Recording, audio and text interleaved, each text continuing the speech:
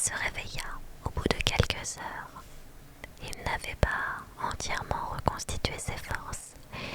Il y voyait plus que... S'il n'avait pas entièrement reconstitué ses forces, il y voyait plus clair. Merci. Les autres dormaient encore pour la plupart, mais quelques-uns, merci, s'étaient détachés et flottaient près du plafond. À présent qu'ils s'étaient accoutumés à la pesanteur, merci, et que les risques de blessure, merci, les risques de blessure étaient infimes, Kiran n'avait pas l'intention de les en empêcher. Il en aurait de toute façon été incapable, et il avait appris qu'il fallait mieux éviter de donner des ordres qui seraient ignorés. Il se détacha et traversa le dortoir, merci, dépassant le coin cuisine où Randy Ortega préparait des rations lyophilisées pour le petit déjeuner et adressant des signes de tête à tous ceux dont il croisait le regard, encore mal réveillés. Merci. Il rejoignit la salle de contrôle, merci, où Seth, Sarek et quelques autres étaient réunis devant un écran. Que se passe-t-il? Demanda-t-il en se frottant les yeux. N'obtenant aucune réponse, merci, il descendit vers le sol et observa l'écran par-dessus l'épaule de Seth. Merci. Il était connecté à la salle des machines. Il n'y avait pas un seul mouvement. Merci. Alors, merci, insista Kiran. Merci. À contre-cœur, Seth répondit. On ne voit plus personne. Personne. Oh, merci beaucoup, c'est adorable. Merci, mascotte. Personne, s'étonna Kiran. Sarek secoua la tête. On n'a plus aucun contact. Merci beaucoup, c'est trop gentil. Aucun contact vocal non plus. Depuis combien de temps? 20 minutes. Ah, merci beaucoup, c'est adorable. Merci pour les cadeaux, mon Mao. À quand remonte leur dernier message? Un téléx, il y a 40 minutes. Où est-il? Seth lui tendit un morceau de papier. Les réacteurs redémarreront à 8h30. Nous vous aimons. Qu'est-ce que ça veut dire? S'écria Kiran, la voix montant dans les aigus. Comment veux-tu qu'on le sache? Rétorqua Seth. Il porta une main à sa tête pour remettre en place le bandage qui avait bougé. La tache de sang qui ornait la compresse, brune sur les bords, mais rouge au centre. Merci. Faisait comme un impact de balle. Merci. Ses cheveux étaient gras. Il fixait l'écran avec un regard de fou, rongé par l'angoisse. Kiran, merci. Kiran se demanda s'il avait fermé l'œil. Regardez, là, s'exclama Sarek en montrant le coin de l'écran. Kiran entrevit un pied qui se dirigeait vers le plafond de la salle. On a d'autres caméras dans cette partie du vaisseau, demanda-t-il. Merci beaucoup. Seulement celles des SAS, répondit Seth, et elles ont été coupées ou masquées. Pourquoi aurait-il masqué les caméras des SAS? S'étonna Kiran. Personne ne se donna la peine de répondre. C'était inutile. Oh, merci beaucoup, Ragnar, c'est adorable, merci pour les roses. La vérité lui apparut aussitôt. Oh non! D'une main tremblante, Kiran établit une connexion vocale avec la salle des machines. Merci beaucoup, c'est trop gentil. Merci beaucoup. Merci beaucoup, c'est adorable, merci pour les roses. Arrêtez ça, hurla-t-il dans le micro. Arrêtez, je sais que vous m'entendez. Vous croyez agir en héros. Ce n'est pas le cas. Les autres considéraient Kiran non plus avec colère, mais avec peur pour une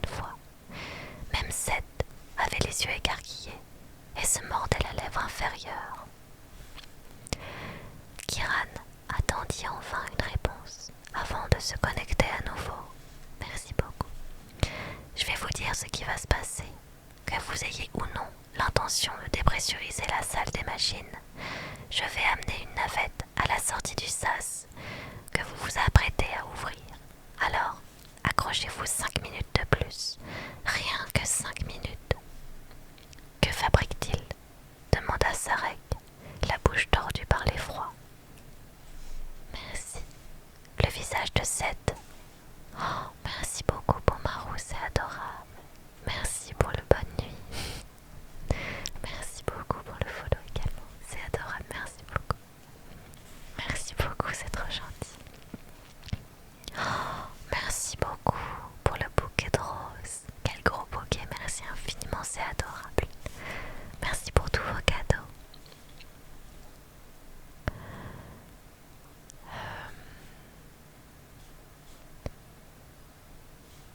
Je sais plus où j'en étais. Que fabrique-t-il demanda Sarek, la bouche tordue par l'effroi. Le visage de Seth s'assombrit subitement. Il venait de comprendre lui aussi. Il compte faire sauter la salle des machines. Pourquoi s'écria Sarek. Merci beaucoup. Les réacteurs sont réparés. Pour éliminer les gaz radioactifs, expliqua Kiran. Et leur corps, faillit-il ajouter, avant de se raviser. Il ne savait pas combien d'adultes étaient encore en vie. Peut-être une poignée, peut-être tous. Les radiations auxquelles ils avaient été exposés leur seraient fatales, et ils préféraient une fin rapide à une lente agonie. Kiran ne le laisserait pas faire. Tout en se détachant, il pointa un index vers Sarek. Merci. Reste ici et continue à leur parler. Je te contacterai dès que je serai aux commandes de la navette. Tu ne sais pas conduire ces engins, observa Seth d'un air narquois. Toi non plus, lui rétorqua Kiran par-dessus son épaule. Merci. Je t'accompagne. S'appuyant au plafond, Kiran rejoignit le bloc central d'ascenseur. Merci. Les portes s'ouvrirent presque immédiatement. Il s'engouffra dans la cabine et pressa le bouton sans se donner la peine de s'assurer que Seth était à l'intérieur. Celui-ci flottait à côté de lui. Kiran étudia son profil. Merci.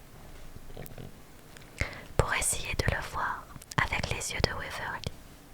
Mais se sentant ridicule de s'adonner à un tel exercice en pareille circonstance, il se détourna. Comme s'il lisait dans ses pensées, Seth dit alors « Tu dois t'inquiéter pour Waverly. Je n'arrive pas à penser à autre chose. » Moi non plus, répondit Seth en soutenant son regard. J'ai essayé de les arrêter. Je veux que tu le saches. Je sais, j'ai vu. Il entendait la respiration heurtée de son compagnon. Seth faisait toujours tout, avec vigueur. Merci d'avoir essayé. De rien. Kiran ouvrit la bouche pour enfin poser la question qui le taraudait depuis des années. Tu l'aimes, n'est-ce pas? Aucun son ne sortit pourtant. Il n'était pas prêt à affronter la réalité, à accepter qu'un type du genre de Seth était capable de sentiments sincères. Merci beaucoup pour la rose. Merci Alpe pour la rose. Oh, la rose de cristal. L'ascenseur était arrivé à destination. Kiran se jeta dans le couloir et fondit tout droit sur la porte de l'aire de lancement. Il y parvint plus rapidement que s'il avait couru. Seth le suivait de près. Une fois à l'intérieur, Kiran prit appui sur le mur pour se donner de l'élan et rejoindre la navette la plus proche du sas. Il se déplaçait si rapidement qu'il en avait la tête qui tournait. En apercevant les flaques de sang séchées, il se souvint qu'Arthur et lui avaient expulsé les corps dans l'espace. Il n'y avait pas repensé depuis. Revenant au présent, il constata que Seth avait déjà déployé la passerelle de la navette et s'engager à l'intérieur. Les corps, demanda-t-il tout bas lorsque Kiran le rejoignit. Tu les as... Oui, rétorqua-t-il d'un ton définitif. Je t'aurais aidé. Tu étais blessé, remarqua-t-il en s'installant au poste de pilotage. Pour la première fois, il se rendait compte de la taille impressionnante des navettes et de la difficulté de manœuvrer à travers le passage étroit du sas. Son estomac se souleva. En était-il capable? Il n'avait même jamais piloté de scaphandre avant. Très bien, souffla-t-il en examinant le tableau de bord devant lui, sans vraiment savoir par où commencer. 7 fit basculer un interrupteur et les réacteurs s'allumèrent en s'accrochant, en crachotant. Merci, dit Kiran, se félicitant pour une fois de l'avoir à ses côtés. Désignant le siège des pilotes, Seth demanda: Comme tu as 16 ans, tu as été entraîné sur simulateur, non? Oui. Kiran ne s'était jamais révélé très doué pour cet exercice.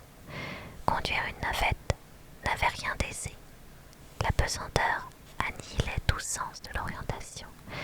Les réacteurs étaient puissants et la moindre erreur de calcul risquait d'être fatale. Ce qu'il allait tenter d'accomplir, constituait un grand danger, non seulement pour Seth et lui, mais pour tous les autres passagers de l'Empyrée. S'il emboutissait la coque, le choc pourrait tuer tout le monde. Lors des exercices, Kiran n'avait pas réussi une seule fois à poser la navette. Merci. Il s'était toujours écrasé. Merci. Il se mordit la lèvre pour cacher ses tremblements. Tu n'as pas intérêt à te dégonfler. Merci. Le prévint Seth d'un ton accusateur. La ferme va en enfer. Tu ne m'aides pas beaucoup. Je suis là, non? Observant le menton fier de Seth et ses prunelles bleues dures, Kiran réalisa que... Oui, merci. Seth était là. Qu'il était là depuis le début et qu'il se donnait la peine d'analyser la situation comme aucun autre. Kiran ne l'appréciait peut-être pas. Cependant, il devait bien reconnaître que Seth était sans doute son meilleur allié. Prenant une profonde inspiration, il referma les doigts sur le manche à balai. Il s'inclina légèrement vers lui et sentit la navette se soulever. Rentre le train d'atterrissage, dit-il à Seth, qui avait déjà le doigt sur la commande. La navette se cabra. Kiran la redressa juste avant qu'elle ne s'écrase contre le plafond. Merci. Après quelques mouvements de tangage et de roulis, merci, qui lui soulevèrent le cœur, il réussit à la stabiliser. Ok, contacte Sarek et demande-lui d'ouvrir le sas. Seth transmit les ordres dans le micro de son casque. Les portes s'ouvrirent sur l'immense sas. Merci. Fais gaffe à la coque, souffla Seth. Avec beaucoup de doigté, Kiran poussa le manche en avant et la navette s'engouffra dans le boyau. Merci. Une fois qu'ils furent en position, Seth demanda à Sarek de refermer les portes. Merci. Le bruit explosif de la dépressurisation les fit sursauter. Une fois que le vide serait fait dans le sas, Sarek pourrait ouvrir sans danger les portes extérieures. Merci. Oh mon Dieu, marmonna Kiran, l'estomac tordu par la peur. Il n'avait jamais quitté l'Empyrée pour l'infini de l'espace. Il croisa le regard de Seth, livide et crispé, qui lâcha. Qu'est-ce qui m'a pris, bon sang? Kiran éclata de rire et Seth l'imita. Merci.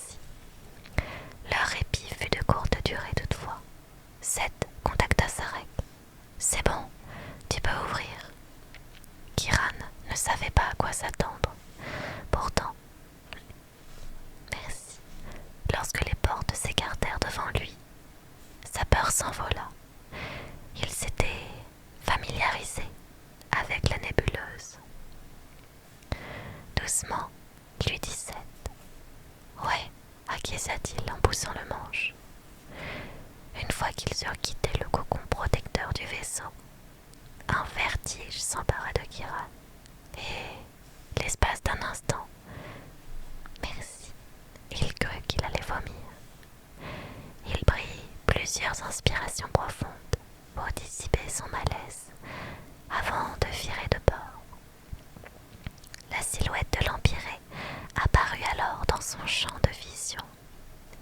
C'était, merci, la première fois qu'il voyait le vaisseau de l'extérieur. Il réalisa que c'était un engin incroyable. La navette longea la coque extérieure, parcourue de reliefs et de dépressions qui accueillaient les différentes unités techniques. Le dôme du contrôle atmosphérique dominait les autres. Attention, s'écria Seth. Kiran tira sur le manche pour s'en écarter, mais le fond de la navette racla la coque extérieure.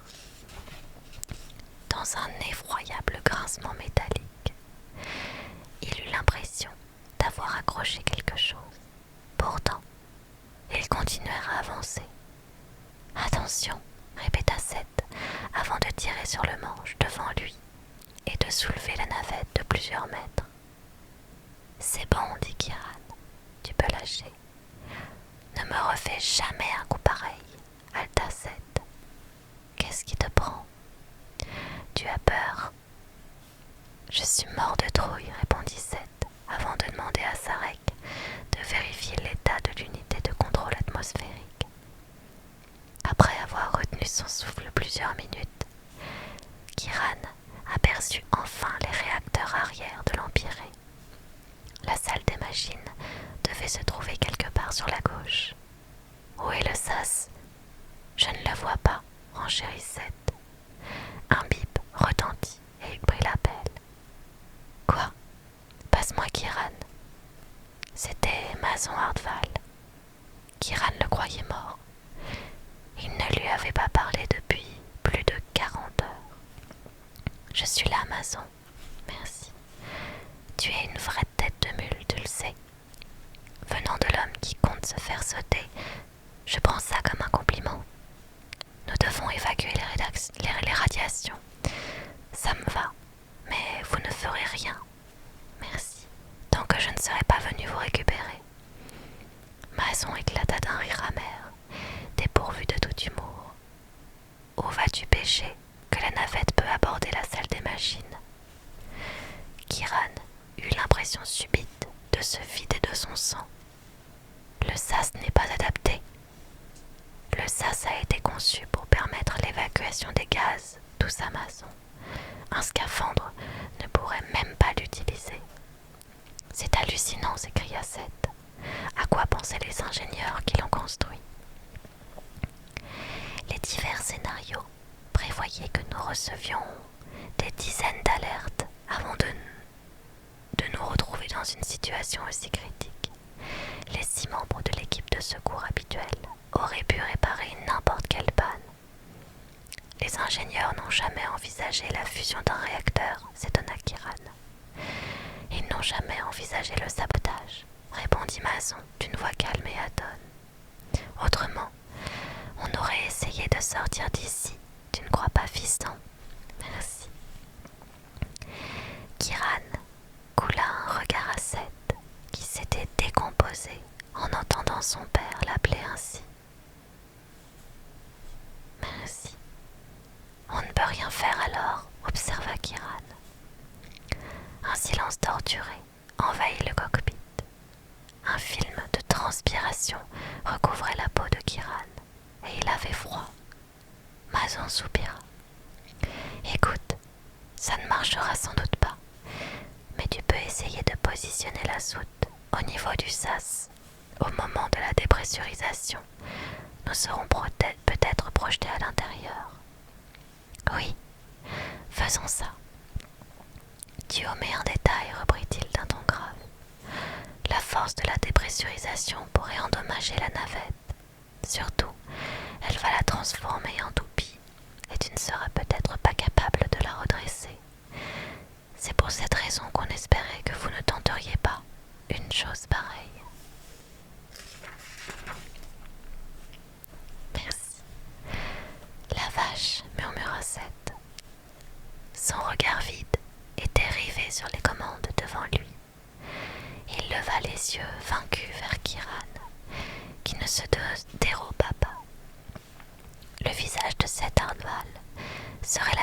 chose qu'il verrait de sa courte vie s'il ne réussissait pas à reprendre le contrôle de la navette et qu'il disparaissait dans l'espace. Mais avait-il vraiment le choix? Eh bien, on va essayer, lança Kiran. Il avait la nausée et ses tempes palpitantes le mettaient au supplice. Il lâcha le manche quelques secondes et plia les doigts pour chasser ses tremblements. Merci. Quand mes yeux auront cessé de saigner, je vais te tanner le cuir. Merci, riposta Mason. Si tu réussis à nous attraper, mon vieux, intervint Seth. Le père et le fils s'exclafèrent avec leur ironie habituelle. Bon, Mason, guidez-moi, reprit Kiran. Merci, en plaçant à nouveau ses mains sur le manche. Approche la navette des portes. Les voilà, s'écria Seth en pointant le doigt. Kiran identifia l'ovale du sas qui formait une protubérance sur la coque de l'Empirée. Lorsque celui-ci apparut sur le moniteur vidéo, Seth pressa une touche et les mots séquence d'arrimage s'inscrivirent au bas de l'écran.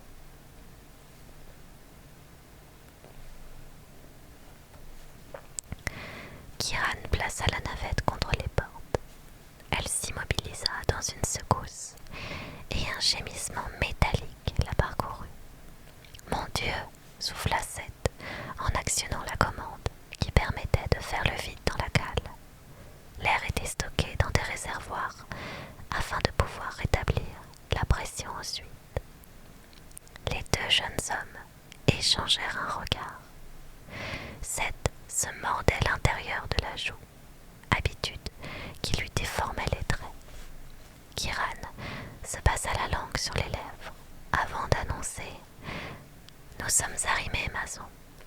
À votre signal. Entendu. À la seconde où vous entendrez le bruit de la décompression, refermez les portes de la cale. Compris? Vous devrez aller vite. Sinon, on risque d'être aspiré à l'extérieur. Je sais, papa. Seth avait le doigt sur le bouton. À 3, dit Mason. Kiran assura sa prise sur le manche, veillant à ne pas faire bouger la navette. Il avait les yeux rivés sur la brume de la nébuleuse, disposé à avaler les derniers adultes de l'Empirée. Merci. 1. Kiran inspira profondément. Il se représenta l'espace infini qui les asphyxierait et les couvrirait instantanément de gelure, tout en faisant bouillir leur sang. 2. Seth ouvrit la porte de la cale pour recueillir les membres de l'équipage. Kiran crispa les doigts sur le manche. Merci. 3. Kiran reçut un choc en pleine poitrine alors que l'air contenu dans l'Empirée explosait au contact du vide. Aussitôt, la navette se mit à tourner sur elle-même à une vitesse insensée. Merci. Au point que l'univers devint une masse indistincte de gris et de rose. Kiran eut l'impression que ses yeux se croisaient. Il les ferma sans lâcher le manche, le temps de se ressaisir. Lorsqu'il les rouvrit, il retint un cri. Merci. Ils étaient déjà loin de l'Empirée, si loin que le vaisseau ne paraissait pas plus gros qu'une méduse. Oh non,